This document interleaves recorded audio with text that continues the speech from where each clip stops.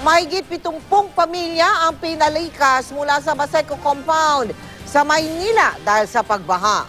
Marami namang motorista ang stranded dahil sa baha sa maraming kalsada sa lungsod. Nakatutok live si Bernadette Reyes. Bernadette? Mel, sa tindi ng buhos ng ulan dito sa Maynila ay mga ilang motorista ang na-stranded. Pero tila masanda na raw ang lungsod ngayon dahil kapag tumila na ang malakas na buhos ng ulan ay agad ding humuhupa ang baha. Hindi na nangas pa ang ilang sasakyang dumaan sa panulukan ng Abad Santos sa Tayuman kaninang umaga. Lagpas tuhod ang baha, kaya marami ang nag-counterflow makaiwas lang sa baha. Sa TM Calaw naman, umabot hanggang tuhod ang tubig. Pumarada na lang sa kalsada ang ilang sasakyan habang hinihintay humupa ang baha. Simula pa kagabi, marami ng mga sasakyan ang tumirik dito sa Loton sa Maynila. Depende kasi sa lakas ng buhos ng ulan, gutter deep hanggang bewang ang taas ng tubig baha rito. Ang taxi driver na si Noli Arcilia, magdamag na stranded sa Loton. Tanghali na kanina nang naglakas loob siyang suungin ng baha. Kagabi pa ako dyan dahil hindi matatawiran yan eh. Lalim po talaga, nakakatawid lang mga truck. Yung bus nga po ayaw tumawid eh. Opo, ngayon pinilit niyo na lang. Hindi, medyo mababaw na ngayon. Tumirik naman ang motor ni Talib Gani matapos pilit tawirin ng baha. Sila kasi tumirik pagdating doon sa malalim, ma'am eh. Sa baha na, bakit pinilit niyo pa? Hindi kasi papunta po ako sa duty. Lagpas tuhod ang harap ng UST.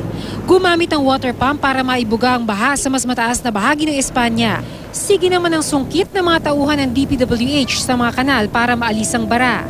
Basura po, galing po sa mga tao, mga styro, mga plastic, marami pa po. Binahari ng harap ng City Hall pero kinatuwa pa ito ng ilang kabataang sarap na sarap maligo sa baha. Nang humupa ang baha, tumambad ang samut-saring basura. Ang nakikita na natin basura ngayon, yung mga galing sa drainage.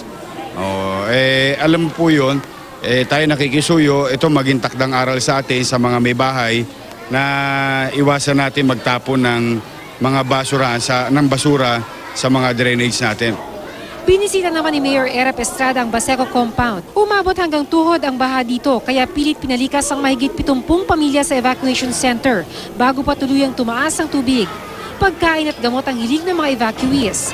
Nagkakahawaan na raw ng sakit ang mga bata dahil magkakasama sila sa kwarto. Una-una yung gamot para sa mga bata. Pag just in case na magkasakit yung mga bata, meron kaming papainom. Ayon sa alkalde, hindi muna maaaring bumalik sa kanilang bahay ang mga evacuees hanggang wala pang clearance ang NDRRMC. Ang buhay nila nanganganib eh. Doon sa tabi ng stairs, pag biglang tumaas ang bahay, hindi nila umakit sila doon sa bubong. Yung mga bata, kawawa naman, minsan dumudulas sa bubong.